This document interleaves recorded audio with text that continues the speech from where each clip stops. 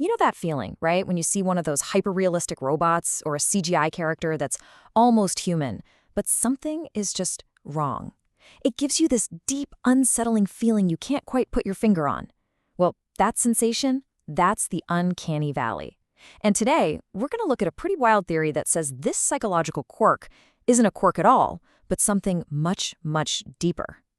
So what is this all about? We're diving into a text that takes this idea, that shiver you get from something that's almost but not quite human, and uses it as a doorway into a massive exploration of the self, of identity, and of consciousness itself. It's a bit of a trip, so let's get started.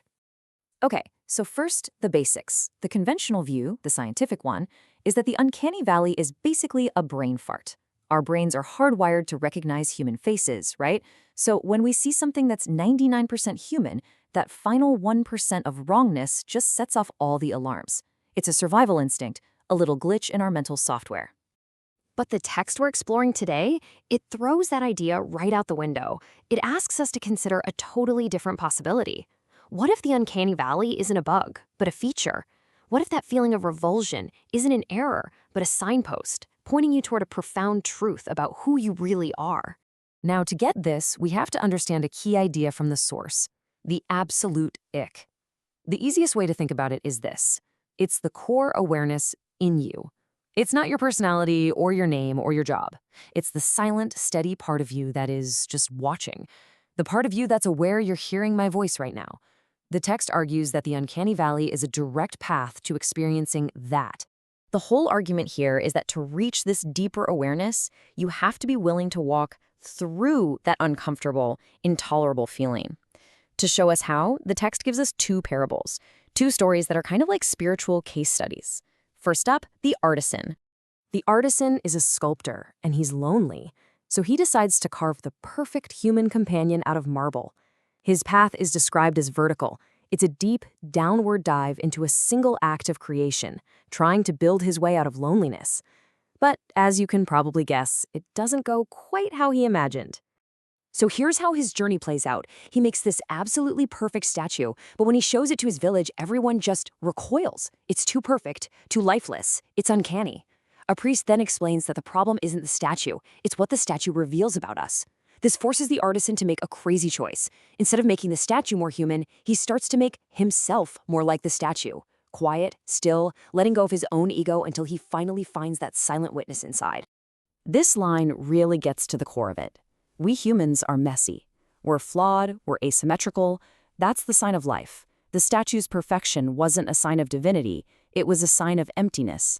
It was a perfect body with no soul, and the villagers felt that chilling absence on a gut level. So why does this stuff creep us out so much?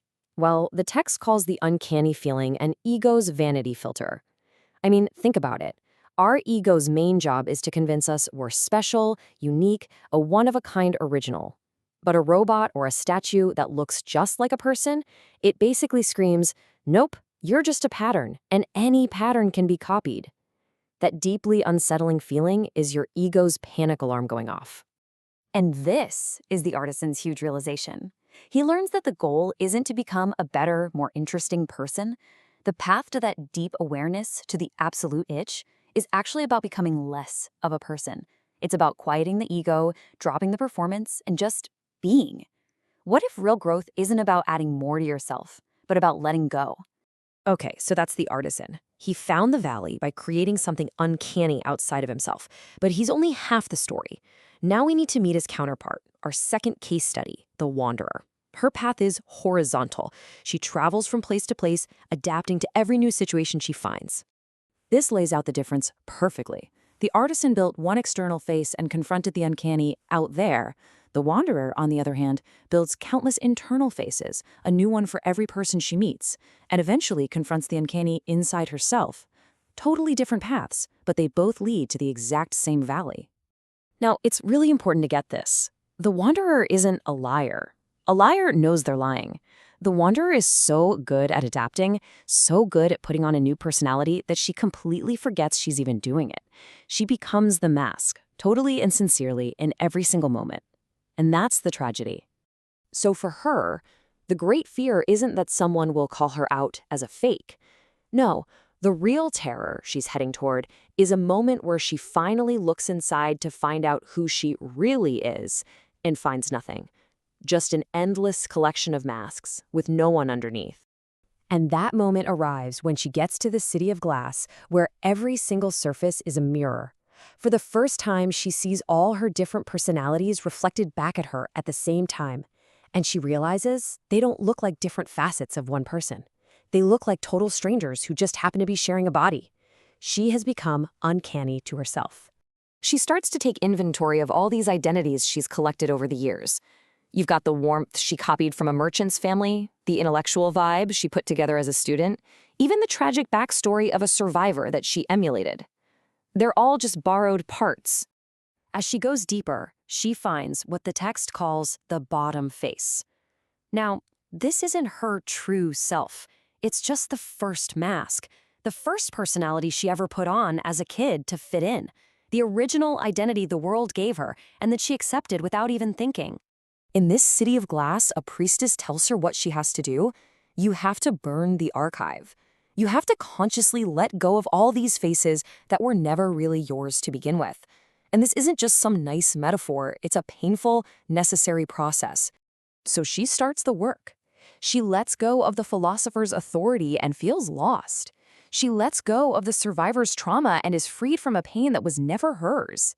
And what's really cool is when she lets go of the borrowed warmth, she finds that a genuine, natural warmth starts to grow in its place. The very last step is to face that first bottom mask, the only one that she can now consciously choose to refuse. After burning all those layers of performance, she doesn't feel free. She feels empty, exposed, like she's in free fall. This is what it feels like to hit the valley floor. She looks in the mirror and sees a total stranger, with no script, no performance, and no idea what to do next. This right here is such a powerful insight into our identity. So much of who we think we are is just a performance. It's the engine that tells us how to act, what to say. When that engine suddenly shuts down, the silence can feel like absolute terror, because the whole structure holding you together is just gone. So how do we bring these two stories together, the artisan and the wanderer? One descended by looking at an uncanny other, the other descended by becoming uncanny to herself. They both ended up on the valley floor, stripped of their ego. But the lesson here isn't to just get rid of yourself entirely.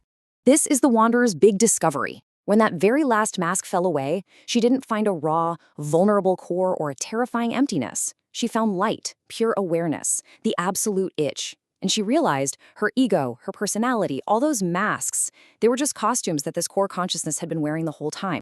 And this brings us right to the main point, the central takeaway of this entire thing. It's really simple, practical advice. Hold yourself, your ego, your personality, lightly. It isn't the ultimate truth of who you are. It's just a tool you use to navigate the world. I just love the way this is phrased. Think of yourself not as some fortress that you have to defend at all costs, but as a door you can open. It's like an address where people can find you, not a permanent, rigid definition of who you are. Use it when you need it, and know when you can set it down. So, the next time you get that shiver down your spine from a creepy robot, or maybe even from a strange moment of looking at yourself in the mirror, don't just brush it off. According to this text, that feeling is a sacred signal. It's the sound of your ego's defenses starting to crack, and that's what opens up a space for something deeper to come through. And really, this whole thing is a challenge. It's asking us to re-examine a feeling we usually just try to ignore. That shiver, that moment of uncanny wrongness, it's an invitation. And while every instinct in your body will tell you to look away, the text leaves us with one last powerful command. Look closer.